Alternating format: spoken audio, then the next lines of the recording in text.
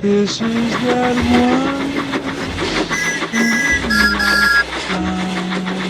one. So to add to the growing collection recently, I picked up a Bachmann Rosie. I've had my eye on this model since they released it, but I just recently got one, so I'm excited to finally take a look at it.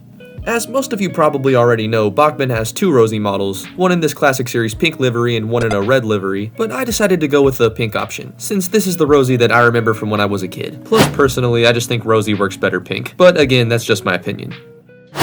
There's not really that much to say about Rosie's packaging. It's the standard Bachmann one that we're all used to at this point, with the same two Thomas & Friends logos and the name on the front, with the back being the catalog they put on all of their packaging just with Rosie's moving eye diagram. Nothing really special. So for $90, let's hope the model is a bit more exciting than the packaging, since that's pretty high for a Bachmann model. So let's crack it open and see if it lives up to that price.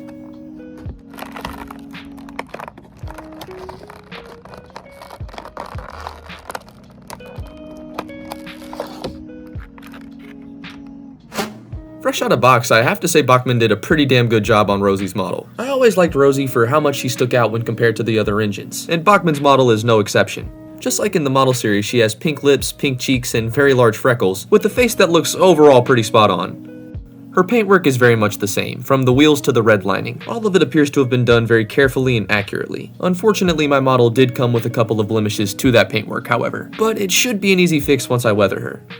One thing I found odd was her front running board doesn't have lamp irons or a lamp, unlike her TVS model which had 2 lamp irons, so those are things you're gonna have to add yourself should you want to. Her buffers are also much smaller looking when compared to the ones from the model series, but those points aside, the model overall is pretty accurate, but does have noticeable seam lines on the pistons and front end, as well as no back lamp, and very flat and thin feeling step ladders, which do look a bit strange. You'll also find that her whistle is printed to her cab rather than being a separately fitted part, but truth be told, these details are very minor and don't really take away from how beautiful the model is. My favorite detail of Rosie is this complete open cab, which makes fitting a crew so much easier, and really is something I wish Bachmann would do with all of their models. It's crazy how such a small detail does so much. She does have her inconsistencies, but overall I really enjoy Bachmann's Rosie. Her model is beautiful and she's sure to stick out from the standard lot, as well as turn heads at train shows.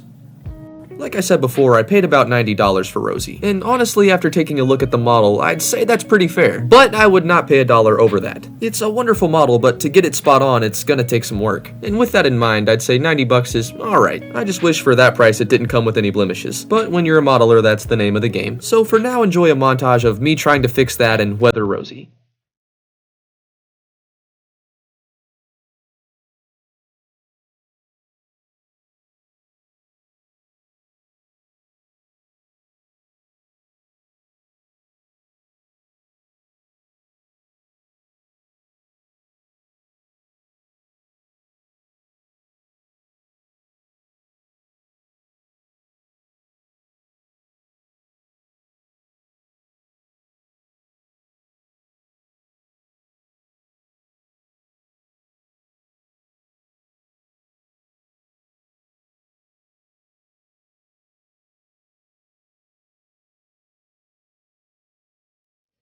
And with that done, let's take a look at what I did to her. Rosie was first sprayed with matte clear to dull out her glossy paintwork, and from there I would weather her very lightly with black weathering powder, since I didn't want to compromise her brighter look. I would more try to dim that brightness and give her a more realistic take, and discolor the pink in very small and specific places, like her pistons and coal bunker, which I would weather a bit more heavily as to make it look used.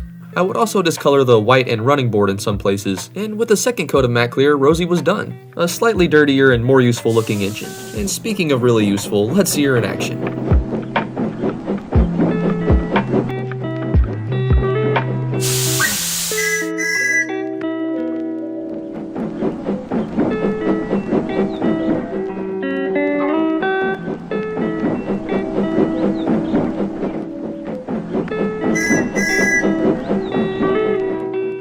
I really don't know why it took so long for me to get this model, but I really wish it didn't, as now that I've had a chance to actually look at and work on the Bachmann Rosie, it's definitely become one of my favorites. And I know I end up saying that with most models I get, but I really have to give a bravo to Bachmann for putting so much care and attention into their Rosie model. With a little bit of extra help, this model looks amazing, and even without it, still looks pretty damn nice. I'm just weird and like my models to look like they've actually been working. And even before that, I could firmly say Rosie was a spectacular model. Maybe not perfect, but as close as I think Bachmann's gonna get. And at least in terms of this model, it really feels like they cared in what they were doing, and it paid off with a spectacular product that I think any Thomas & Friends modeler would love to have.